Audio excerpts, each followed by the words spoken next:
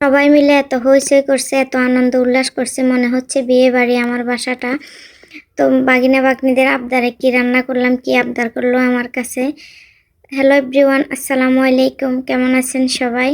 আলহামদুলিল্লাহ আমি তো অনেক ভালো আছি। সবাইকে নিয়ে আনন্দ উল্লাসে আছি। সবাই এত হইচই করছে, মনে হচ্ছে আমার বাসার মধ্যে বিয়ে হচ্ছে। বিয়ের বাড়ির মতো এত আনন্দ উল্লাস হচ্ছে। সবাই আমাকে পেয়ে অনেক খুশি।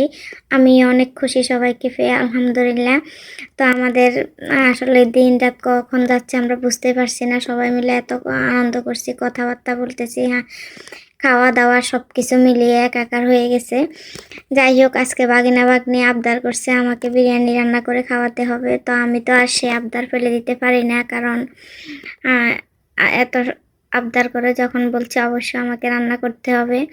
কারণ আমি ইটালি থাকা অবস্থায় আমার বাগনি বলে রাখছে, আপনি আসলে একটা একটা করে, আমি বলবো আপনি একটা একটা করে রান্না করে খাওয়াবেন আমার পছন্দের সব খাবারগুলা। তো আমি বলছি ইনশাল্লাহ অবশ্যই খাওয়াবো। তো এখন সেই সময়টা এসে গেছে। তো বাগনি বলল, বিশেষ করে বাগনি বেশি বলতেছে যে আপনি বিরিয়ানি রান্না করেন। তো ওর কথায় আমি আজকে বিরিয়ানিটা রান্না করতেছি। বিরিয়ানিটা দেখতেও মাশাআল্লাহ অনেক সুন্দর হয়েছে, দেখেন খেতেও অনেক মজার হয়েছিল।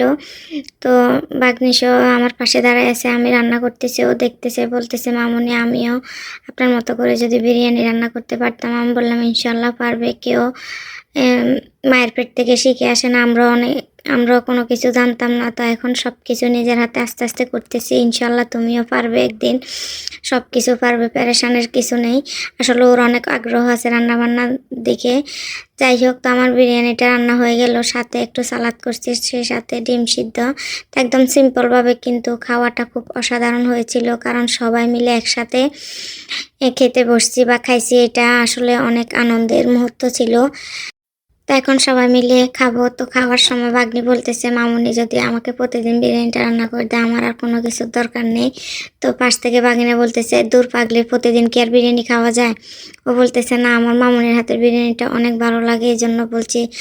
তো আসলে ভালোবাসলে যা হয়, ও আমাকে অনেক ভালোবাসে বা আমার রান্নাবান্নাগুলো ভালোবাসে বিদায়, পছন্দ করে বিদায়, এই ধরনের কথা বলতেছে। তো আমিও ওদের কথাগুলা অবাক হয়ে দর্শকের মতো শুনতেছি আর হাসতেছি, মনে মনে ভাবতেছি ওরা আমাকে কত ভালোবাসে। আলহামদুলিল্লাহ, এরকম ভালোবাসা পাওয়া ভাগ্যের ব্যাপার আমি মনে করি। যাক, আলহামদুলিল্লাহ সবাই মিলেমিশে একসাথে থাকতে পারছি, একসাথে ভাগাভাগি করে খেতে পারতেছি, এটাতে অনেক সুখ, অনেক শান্তি আমি মনে করি। তো এই ভালোবাসাটা যাতে সবসময় থাকে, এটাই দোয়া করবেন। তো আজকের ভিডিওটা এই পর্যন্ত। আল্লাহ হাফেজ।